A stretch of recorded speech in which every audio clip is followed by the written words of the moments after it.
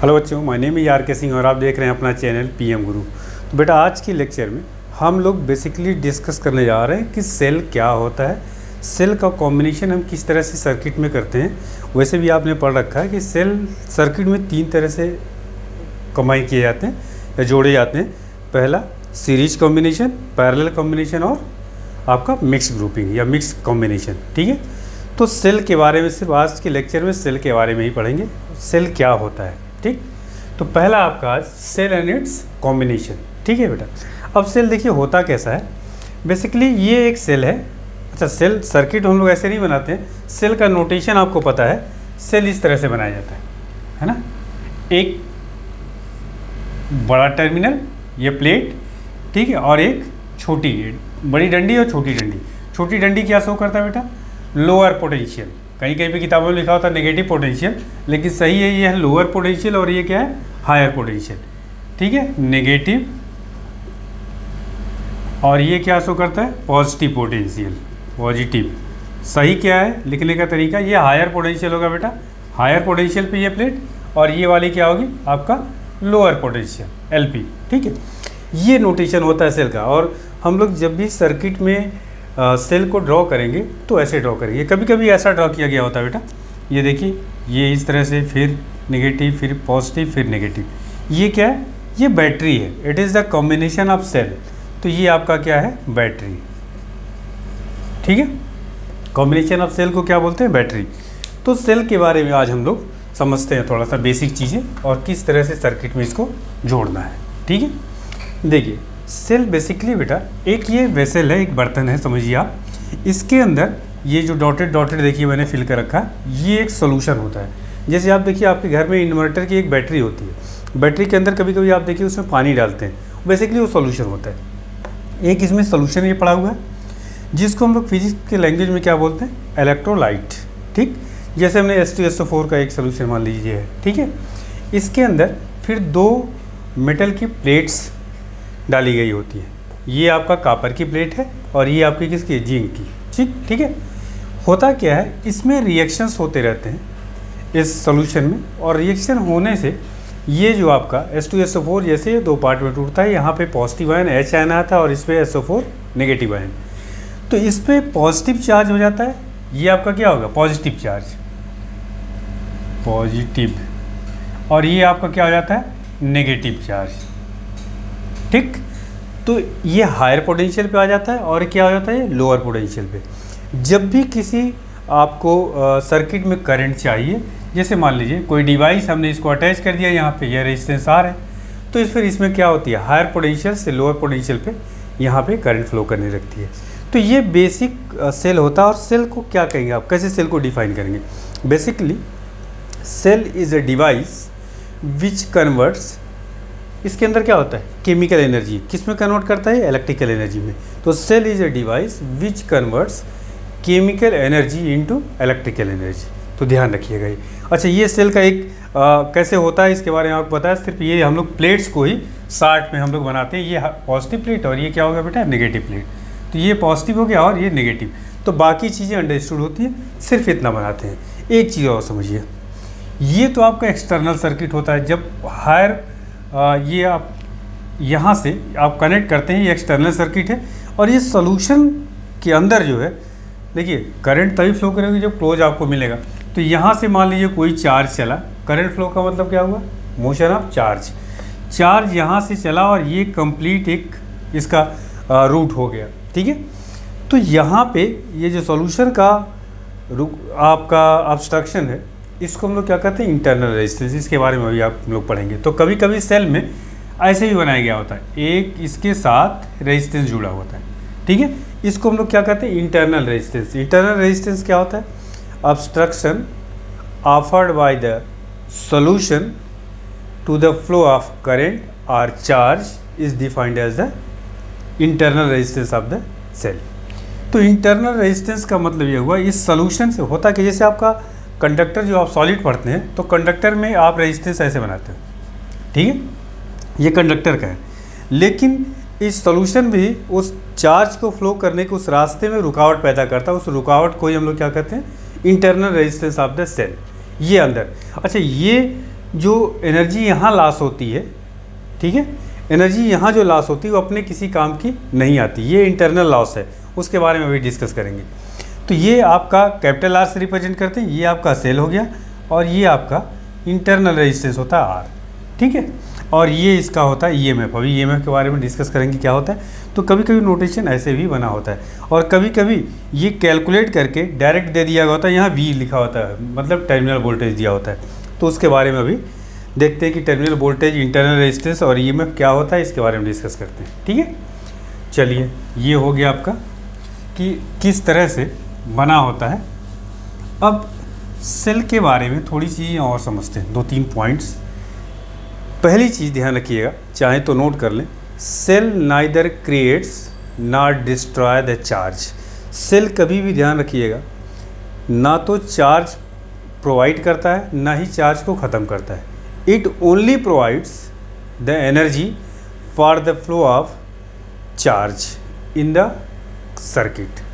तो जो भी चार्ज सर्किट के डिफरेंट पार्ट्स में होता है, उनको मूव करने के लिए जो एनर्जी चाहिए वह एनर्जी सेल प्रोवाइड करता है, ना कि यह चार्ज प्रोवाइड करता है। ये ध्यान रखिएगा। तो ये अपने दिमाग में रख लीजिए कि cell provides only energy for the flow of charge in different part of the circuit, ठीक। दूसरी चीज़, second point, cell is a source of constant EMF not constant current. ये 2 पॉइंट्स हो गए, इसको नोट करिएगा। तीसरा पॉइंट आपका, सेल जो होता है वो 2 तरह के होते हैं, ठीक है। एक आपने देखा होगा, जैसे मोबाइल में एक लगा होता है सेल, आप उसको सोर्स से चार्ज कर लेते हैं। तो ऐसे सेल जो चार्जेबल होते हैं और ऐसे सेल जो चार्जेबल नहीं होते हैं, ठीक है। एक बार यूज़ किया आपने, उसको फेंक दिया, ठीक। तो जो चार्जेबल सेल होते हैं उसको सेकेंडरी सेल कहते हैं, और जो चार्जेबल नहीं होते हैं, आपने यूज़ किया, फेंक दिया, थ्रो कर दिया उसको कहते हैं हम लोग प्राइमरी सेल, ठीक है। नेक्स्ट चीज़ आप ध्यान रखेंगे, डायरेक्शन जो होता है करंट का, वो बेसिकली बाहर, जैसे सेल ये है आपका, ये सेल है, ये इसका इंटरनल रेजिस्टेंस है। एक्सटर्नल सर्किट में, ये एक्सटर्नल सर्किट है आर, ये इंटरनल रेजिस्टेंस ये आपका ई है। एक्सटर्नल सर्किट में हमेशा ध्यान रखिएगा कि जो करंट होगा वह हायर पोटेंशियल से लोअर पोटेंशियल की तरफ फ्लो करता है। और इंटरनल सर्किट में यहाँ पे ये सेल के अंदर यहाँ पे नेगेटिव से या लोअर पोटेंशियल से हायर पोटेंशियल की तरफ फ्लो करता है। तो क्या बताया आपको, एक्सटर्नल सर्किट में जो करंट का डायरेक्शन होगा बाहर, वह हायर पोटेंशियल से लोअर पोटेंशियल होगा, और इंटरनल जो सेल के अंदर होगा वहाँ पे जो करंट का डायरेक्शन होगा वह लोअर पोटेंशियल से हायर पोटेंशियल होगा, ठीक है। ये ध्यान रखिएगा करंट का, ठीक। नेक्स्ट, अगर मान लीजिए इंटरनल रेजिस्टेंस ना दिया हो तो हम लोग उसको क्या कहते हैं, आइडियल सेल। आपको ऐसे भी लिखा हुआ हो सकता है कि यह रेजिस्टेंस ज़रूरी नहीं कि दिया हुआ हो, ऐसे बना होगा, तो इसको हम क्या बोलते हैं, आइडियल सेल। तो आइडियल सेल और नॉन आइडियल सेल का नोटेशन देखिए क्या होगा, ये ऐसे बना हुआ है, ये आर दिया है, ये ई दिया हुआ है। ई क्या है, इसको एप्सिलॉन बोलते हैं, एप्सिलॉन, या कहीं कहीं पे नोटेशन किसी की किताबों में ईएमएफ को ऐसे भी लिखा गया होगा। और दूसरा आपका जो होगा, सॉरी, सिर्फ आपका ये से बना होगा। तो ये आपका आइडियल सेल हो गया, इसमें इंटरनल रेजिस्टेंस नहीं है। और यहाँ पे क्या इंटरनल रेजिस्टेंस है, ये नॉन आइडियल हो गया, ये क्या हो गया आपका आइडियल सेल हो गया, ठीक है। तो ये 4-5 पॉइंट्स को सेल के बारे में आपको याद होना चाहिए। नेक्स्ट आपका इसमें अब हम लोग आते हैं, इसके 3 जो मेजर पॉइंट्स हैं। पहला, internal resistance, internal resistance of cell, जिसको हम लोग स्मॉल आर से रिप्रेजेंट करते हैं। दूसरा पॉइंट इसमें होता है ईएमएफ, ईएमएफ या इलेक्ट्रोमोटिव फोर्स, इसको क्या बोलते हैं, इलेक्ट्रोमोटिव फोर्स, ब्रैकेट भी इसको कहते हैं ईएमएफ, और इसको हम लोग एप्सिलॉन से रिप्रेजेंट करते हैं, ठीक। कुछ किताबों में कैपिटल ई से भी रिप्रेजेंट किया गया होगा, ठीक है। तीसरा पॉइंट इसमें होता है टर्मिनल वोल्टेज, टर्मिनल वोल्टेज, इसको एक चीज़ और भी बोलते हैं, इसका नाम, इसको कैपिटल वी से रिप्रेजेंट करते हैं। इलेक्ट्रोमोटिव फोर्स को ओपन सर्किट वोल्टेज भी बोलते हैं। क्या बोलते हैं? Open circuit voltage. और इसको टर्मिनल वोल्टेज को क्या बोलते हैं बेटा? Close circuit voltage. Close circuit voltage. ठीक, अब इन तीनों पॉइंट्स को समझते हैं और तीनों में फिर क्या रिलेशन होगा। वैसे रिलेशन आपने पढ़ा होगा, E equals to V plus, ये कैपिटल वी है, ये स्मॉल वी है। ठीक है, ये स्मॉल वी, इसको कहते हैं बैक ईएमएफ या पोटेंशियल ड्रॉप। ठीक है, तो ये रिलेशन फिर हम लोग निकालेंगे कैसे आता है। पहले एक एक पॉइंट्स को समझते हैं। इसमें पहला पॉइंट है आपका internal resistance of the cell. आपको बताया इंटरनल, नोट करना चाहें तो कर सकते हैं। Internal resistance of the cell is defined as the obstruction offered by the solution to the flow of current is known as internal resistance, small R आपका हो गया। ठीक है, और ये किन किन चीज़ों पे डिपेंड करता है?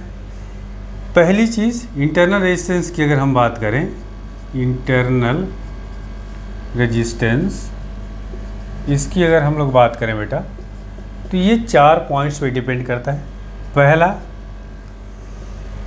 एक फॉर्मूला शार्ट में आपको बता दूं, R is proportional to C D upon A T.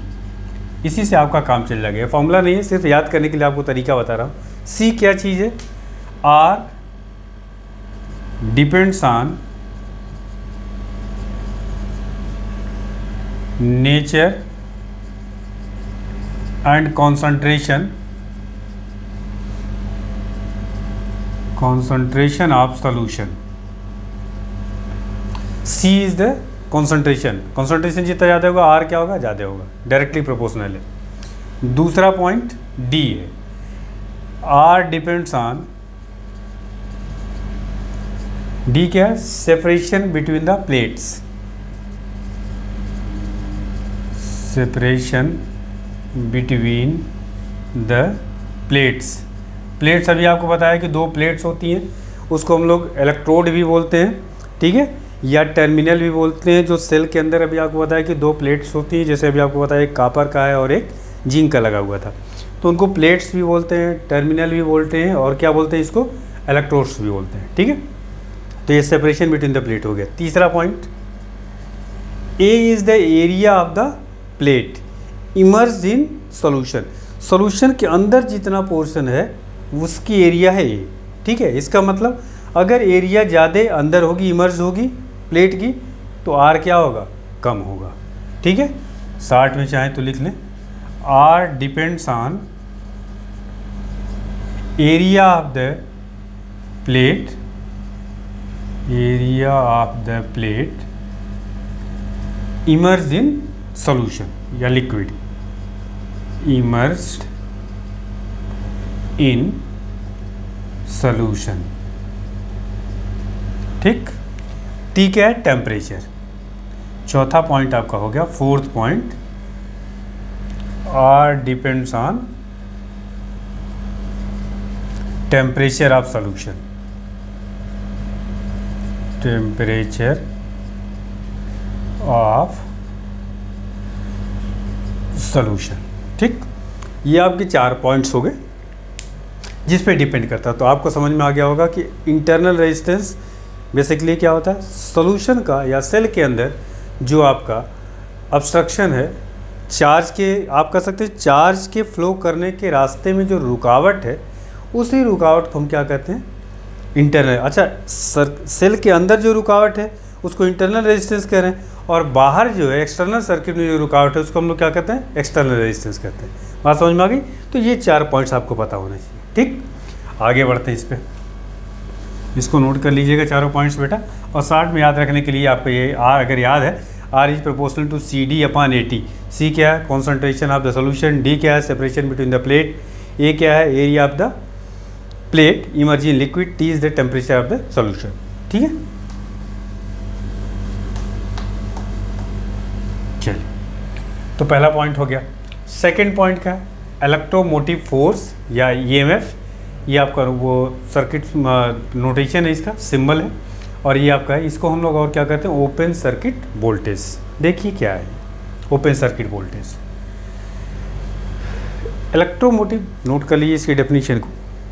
The EMF of cell, the EMF of cell is defined as the energy supplied by the cell for the flow of unit positive charge in whole close circuit.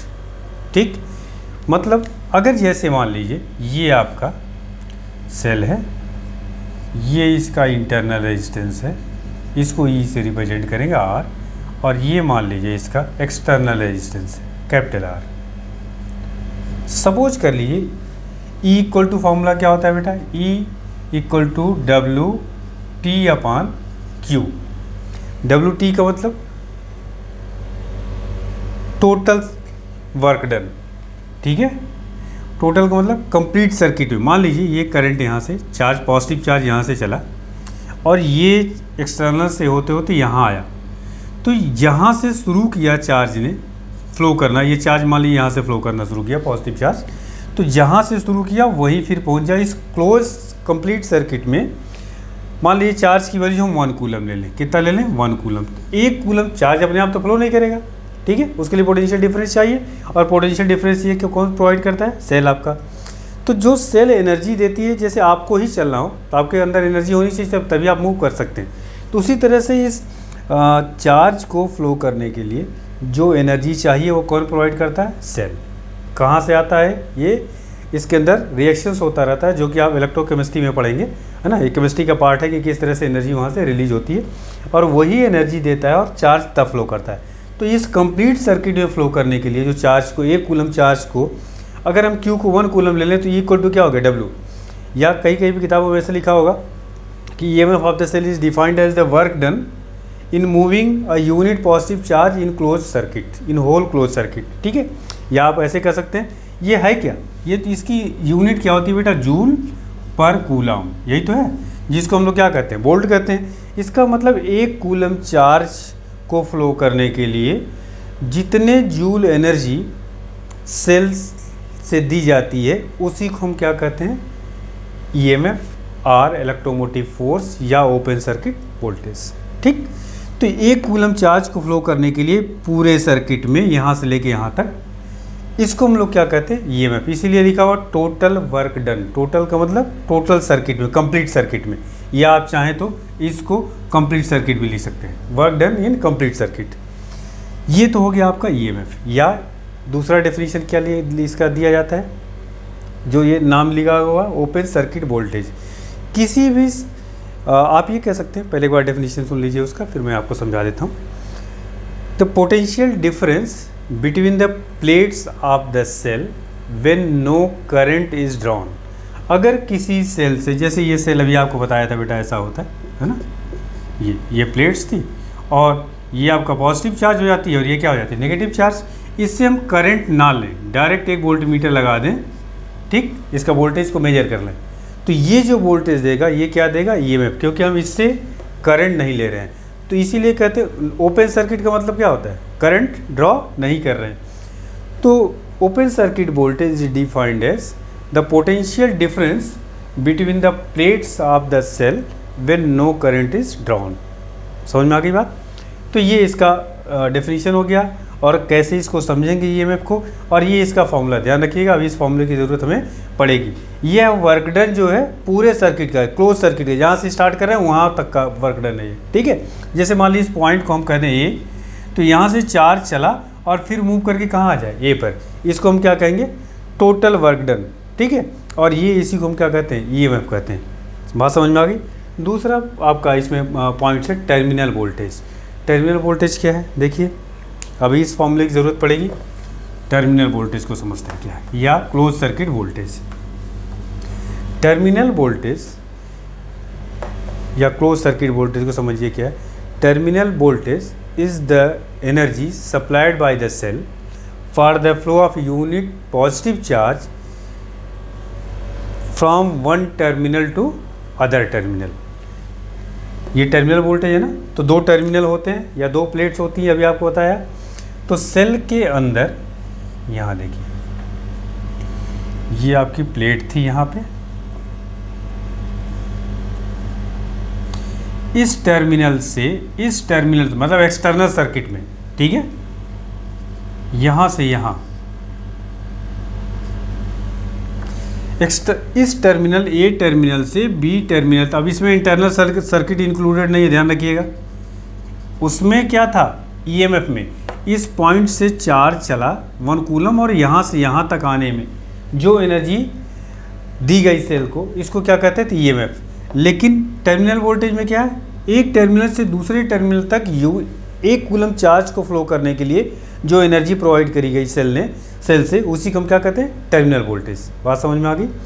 दूसरी चीज़, दूसरा definition, इसको close circuit voltage क्यों कहा गया। जब भी आप देखिए सर्किट को क्लोज करते हैं तो इसका मतलब हम उससे करंट ड्रॉ कर रहे हैं, ठीक है। तो करंट ड्रॉ कर रहे हैं, इसका मतलब क्या हुआ कि अगर मान लीजिए अब यहाँ से करंट जा रही है, ये हायर पोटेंशियल, ये पॉजिटिव है, ये नेगेटिव है, करंट जा रही है। अब अगर यहाँ पे मैं वोल्ट मीटर लगा दूँ तो अब जो वोल्टेज ये दोनों प्लेट्स के बीच का मेजर करेगा, उसी को हम क्या कहेंगे, close circuit voltage. Close circuit voltage is the voltage between the plates of cell when current is drawn from the cell. मतलब सेल से करंट ले रहे होते हैं, उस समय जो दोनों प्लेट्स के बीच का वोल्टेज होता है उसको हम क्या बोलते हैं, क्लोज सर्किट वोल्टेज या टर्मिनल वोल्टेज। और कैसे इसको डिफाइन करते हैं कि अगर 1 कूलम चार्ज को एक प्लेट से दूसरे प्लेट तक फ्लो करने में जो सेल ने एनर्जी दी, उसी को हम लोग क्या कहते हैं, ये टर्मिनल वोल्टेज। इसको V से रिप्रेजेंट करते हैं। तो V इक्वल टू क्या हो गया, W/Q। लेकिन ये W क्या क्लोज सर्किट का नहीं, एक्सटर्नल सर्किट का है। ये EX लिख रहा हूँ या EXT लिख लीजिए नोटेशन में आप। एक्सटर्नल सर्किट का मतलब बाहर जो आपका एक्सटर्नल रेजिस्टेंस है, ये तो इसको कह सकते हैं। बात समझ में आ गई। अब कौन सा बचा, ये इंटरनल सर्किट का चार्ज को फ्लो करने के लिए ये जो इंटरनल सर्किट का पार्ट है, इसको हम लोग स्मॉल v से रिप्रेजेंट करते हैं, ठीक है। उस पर आते हैं अभी। अब ये तीनों पॉइंट्स आपको समझ में आ गया होगा, इंटरनल रेजिस्टेंस, ईएमएफ और टर्मिनल वोल्टेज। अब आते हैं relation between small r, capital R, sorry small r और आपका ये E एंड V में। नेक्स्ट है आपका पॉइंट्स इसमें, रिलेशन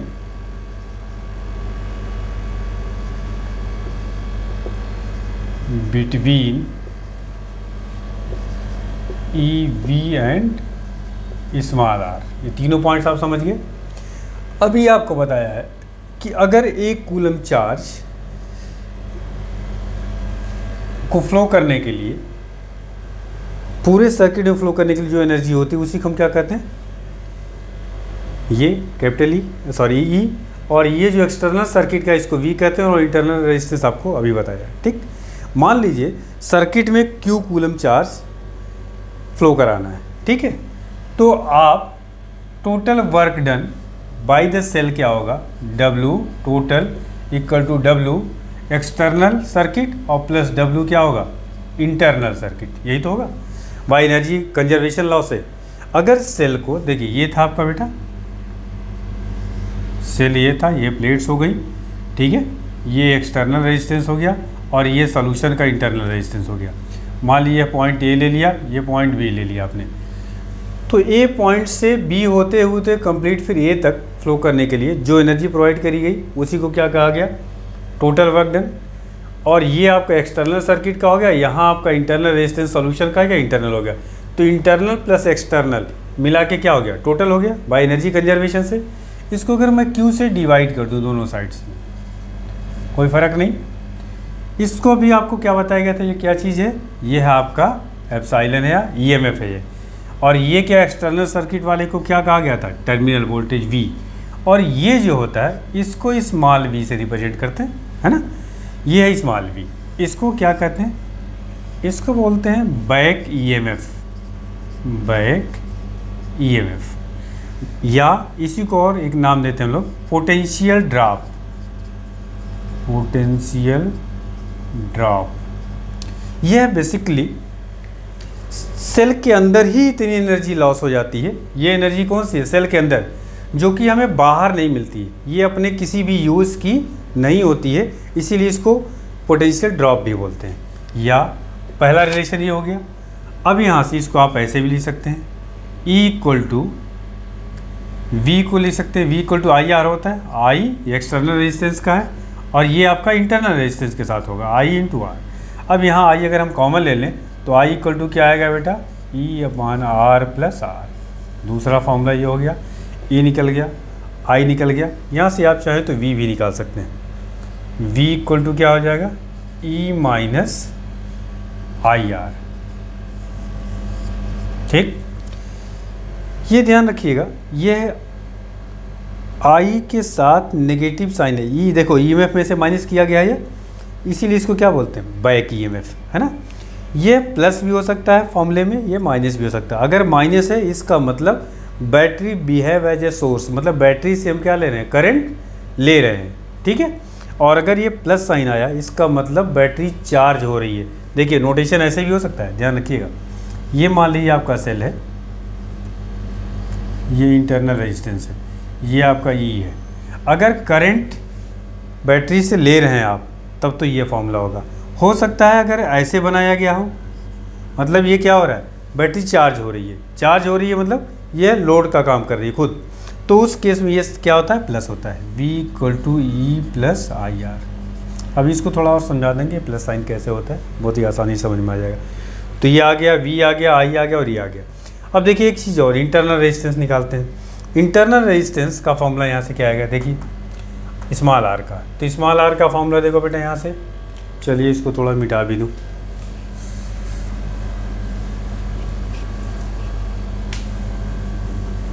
देखो internal resistance I equal to हो जाएगा ई माइनस वी अपान आई, ठीक। या इसको आप ऐसे भी लिख सकते हैं, E minus V, I equal to क्या होगा, वी बाई आर, तो वी अपान आर हो गया। या आप ऐसे लिख सकते हैं इसको, E minus V upon V into R. या आप यहाँ से ऐसे लिख सकते हैं, E upon V minus one into R. तो ये फार्मूला हो गया इंटरनल रेजिस्टेंस का। बात समझ में आ गई। तो इंटरनल रेजिस्टेंस हो गया, करंट का फार्मूला हो गया सेल से, ठीक है। और आपका ये टर्मिनल वोल्टेज का फार्मूला हो गया। ये आपस में इसमें रिलेशन होता है। बात समझ में आ गई होगी बेटा। इन सब चीज़ों को नोट करिए और ध्यान से इसको समझ लीजिए।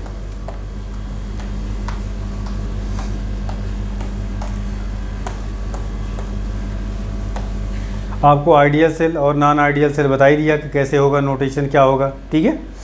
अब आते हैं थोड़ी सी चीज़ें और इस पर चर्चा करते हैं सेल के बारे में। जैसे भी आपको बताया कि सेल जो है अगर सोर्स का काम कर रही है, जैसे ये भी आपको डेरिवेशन बताया गया बेटा कि E इक्वल टू क्या होगा, V प्लस आई आर। ये फॉर्मूला भी आपको बताया। देखिए इसको ऐसे भी समझ सकते हैं। पहले आपको किरचॉफ लॉ में जब शुरुआत में बताया था, ये सेल है, देखिए थोड़ा सा और इसको इधर बनाते हैं। ये आपका सेल है, ये आपका इंटरनल रेजिस्टेंस है ना। ये मान लीजिए आपका एक्सटर्नल रेजिस्टेंस है, ये आपका ई है, ये आपका आर है। जब सोर्स की तरह ये सेल बिहेव कर रही तो करंट इधर जाएगी, सेल से करंट ले रहे हैं आप। एक चीज़ ध्यान रखिएगा, इन दो पॉइंट्स को अगर मैं मार्क कर दूं यहाँ इसके बीच में, इस पॉइंट को ए कह दूं, इस पॉइंट को मान लीजिए बी कह दूं, ठीक। इतने पोर्शन में सर्किट के इस पार्ट में अगर आप देखें तो पीछे सिखा चुका हूँ किरचॉफ लॉ से जो आपको बताया गया था। इसको आप क्या कर सकते हैं, ये करंट मान लीजिए आई है, ठीक। तो इस पॉइंट का पोटेंशियल मान लीजिए ए है, तो वी ए, ठीक, माइनस ई, और करंट इसमें इधर जा रही, तो हम लोग इधर जा रहे हैं, तो करंट का अपोजिट क्या सिखाया था, प्लस। तो plus I R equal to क्या हो जाएगा, वी बी। या आप इसको ऐसे भी ले सकते हैं, V A minus V B equal to E plus I R. और V A minus V B, ये देखिए ये जो लॉस होने के बाद जो टर्मिनल पे मिलता है यही आपका पोटेंशियल डिफरेंस होता है। तो इसको आप ऐसे लिख सकते हैं, V equal to E plus I R. अभी आपको इसका डेरिवेशन बताया है, दूसरे तरीके से बताया था, ठीक। और अगर मान लीजिए हम इस सेल को चार्ज कर रहे हैं तो इसका मतलब करंट का डायरेक्शन ये हो जाएगा। अब अप्लाई करिए तो देखिए क्या आएगा, वी ए माइनस ई और minus I R equal to क्या आ जाएगा, वी बी। ये हो गया आपका V A minus V B equal to E plus I R. कुछ गड़बड़ हो गया क्या? करंट आप इधर बनाएंगे ऐसे, तो करंट के साथ जाएंगे तो क्या होगा, नेगेटिव। ये उधर जाएगा, आपका हो गया plus V A minus V B plus I R हो गया। और यहाँ से सॉरी यहाँ पे माइनस होगा बेटा, ये आपका माइनस था। तो जब आपका ये इस किस केस का है, ये जब सोर्स, ये आपका बैटरी किस तरह काम कर रही है यहाँ पे, लोड, तो उस केस में आपका प्लस होगा। और जब बैटरी सोर्स का काम कर रही है तो यहाँ पे बेटा क्या होगा, माइनस। अभी आपको थोड़ी देर पहले समझाया था, ये उसका प्रूविंग दूसरे तरीके से हो गया। ठीक है, तो ये तो रहा आपका सेल के बारे में कि सेल क्या होता है, सेल का इंटरनल रेजिस्टेंस क्या होता है, ईएमएफ क्या होता है, टर्मिनल वोल्टेज क्या होता है, और इनका आपस में क्या रिलेशन होता है। ठीक है, एक कॉम्बिनेशन इसका, चलिए सीरीज कॉम्बिनेशन देखते हैं, है ना, series combination of cell, series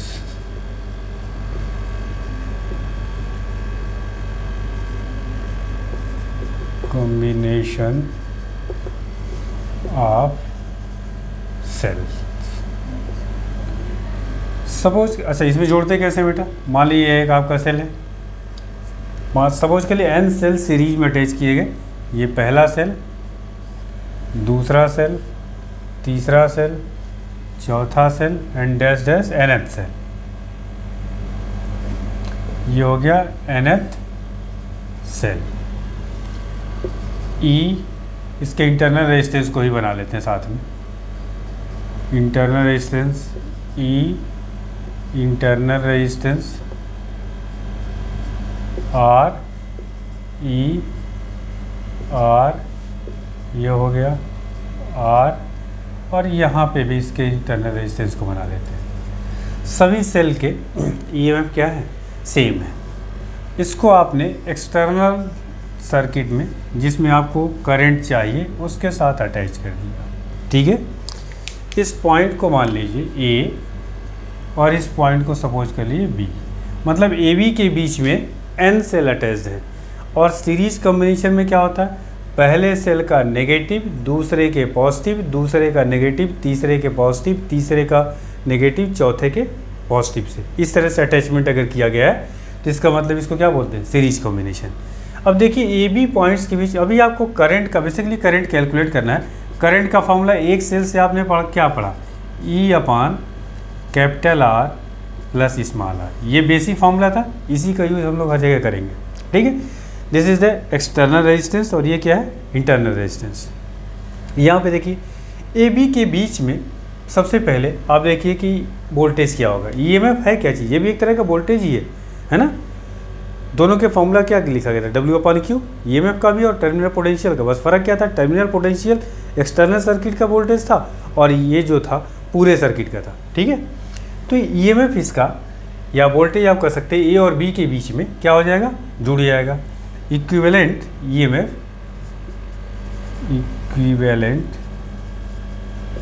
EMF between A and B क्या हो जाएगा आपका, E plus E N times हो जाएगा, तो क्या हो जाएगा आपका एन ई। ठीक, और एक्सटर्नल रेजिस्टेंस आपको पता ही आ रहा है, इंटरनल रेजिस्टेंस ये सारे सीरीज में जुड़े हुए हैं, तो इसका मतलब equivalent resistance between A and B कितना हो जाएगा बेटा आपका, एन स्मॉल आर। ठीक, अब आप इस फॉर्मूले में रख लीजिए, तो रखेंगे तो क्या आएगा, I equals to N E upon R plus N R, ये फॉर्मूला है। ठीक, अब इस फॉर्मूले की थोड़ी सी एनालिसिस करते हैं। देखिए इस फॉर्मूले का एनालिसिस करते हैं।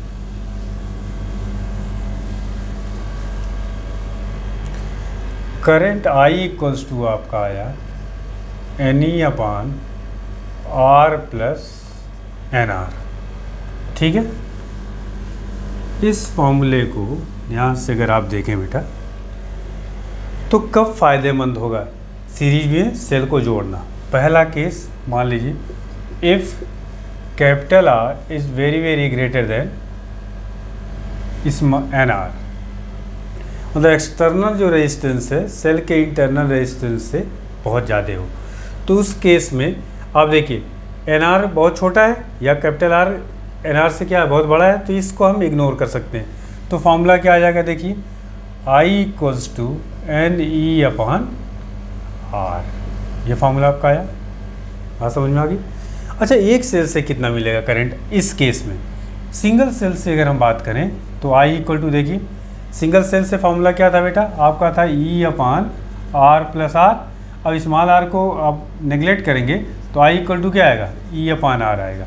सिंगल सेल से ये आपका ई बाई आर करंट मिल रहा था और यहाँ पे आपने एन सेल जोड़ा था तो एन ई अपॉन क्या मिला, आर।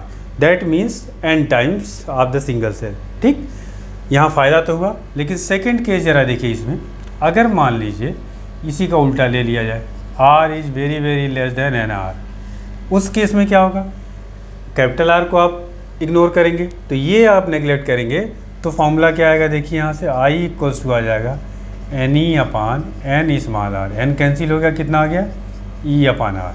ये आया आपका।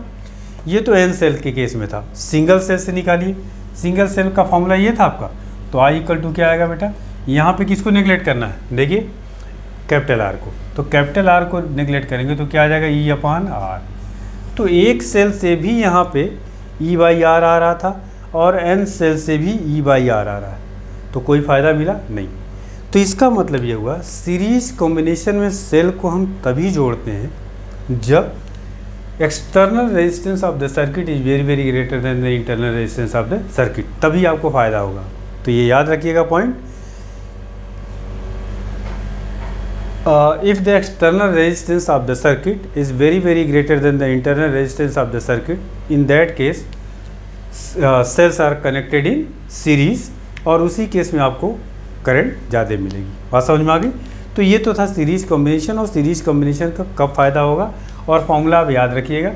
इसमें कैपिटल आर जब ज़्यादा होगा, मतलब एक्सटर्नल रेजिस्टेंस, तभी सीरीज कॉम्बिनेशन आपके लिए फ़ायदेमंद होगा, अदरवाइज़ वो आपको कोई फ़ायदा नहीं होगा। पता चला आपने एक सेल से भी करंट आपको 5 एम्पियर मिल रही है, 10 सेल भी जोड़ दिया तब भी आपको 5 एम्पियर मिल रही, तो सिर्फ आपकी कॉस्टिंग बढ़ी, आपको उससे कोई फ़ायदा नहीं मिलेगा।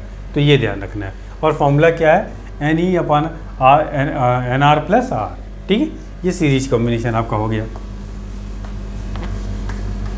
चलिए पैरेलल भी देख लेते हैं, अभी तो 40-45 मिनट हुआ है।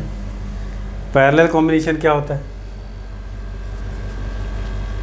Parallel combination of sales. मान लीजिए ऐसा, इसमें कैसे अटैच करते हैं, सेल के सारे पॉजिटिव टर्मिनल एक पॉइंट पे और नेगेटिव टर्मिनल एक पॉइंट पे। देखिए यहाँ ये आपका सेल है, ये इसकी इंटरनल रेजिस्टेंस, ये होगा ई आर,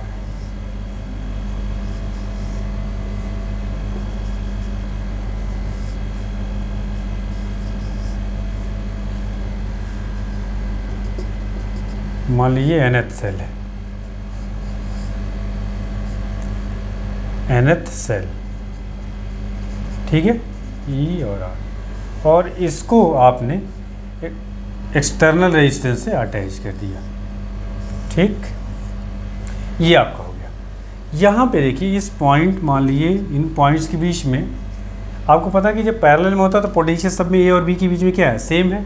तो इसका मतलब नेट पोटेंशियल जो हुआ, या नेट ईएमएफ आप कह सकते हैं, net EMF between A and B कितना होगा बेटा, ई होगा। और यहाँ पे सारे रेजिस्टेंस किस में है, पैरेलल में, तो 1/r n टाइम्स जोड़ेंगे तो क्या आ जाएगा, n/r, और उसका रेसिप्रोकल कर लेंगे तो क्या आ जाएगा, r/n। Equivalent internal resistance, equivalent internal resistance of the circuit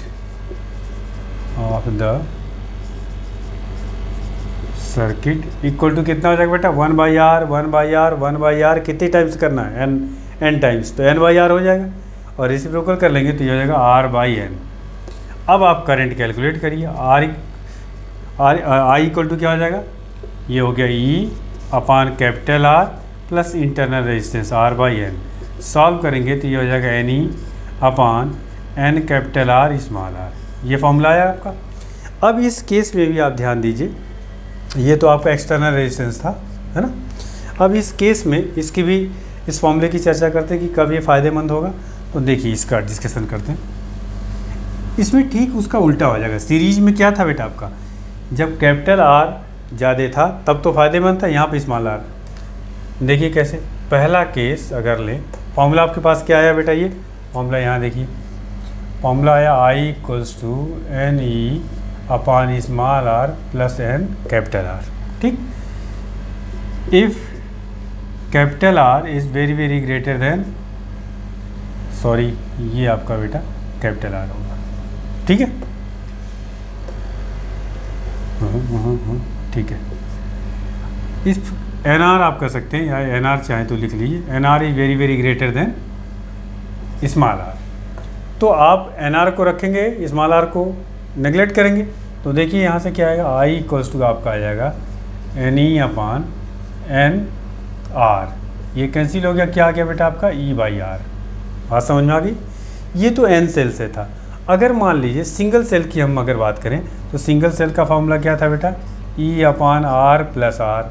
अब किसको इस बार नेगलेक्ट करना है, स्मॉल आर को, तो स्मॉल आर नेगलेक्ट करेंगे तो कितना आ जाएगा, ई अपान आर। इसका मतलब एक सेल से भी ई अपान आर आ रहा था और एन सेल से भी ई अपान आर। कोई फ़ायदा हुआ नहीं, तो इस केस में हम लोग इसको यूज़ नहीं करेंगे। सेकेंड केस देखिए इसका, इसी का उल्टा ले लीजिए, if N R is very very less than small R.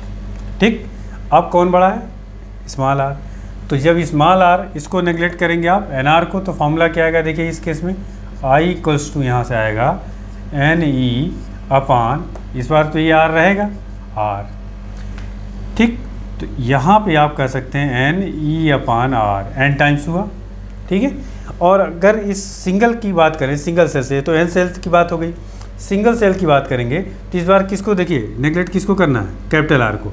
तो कैपिटल आर को नेगलेक्ट करेंगे तो इस फॉर्मूले से क्या आएगा बेटा, यहाँ से देखिए I equals to E upon small are.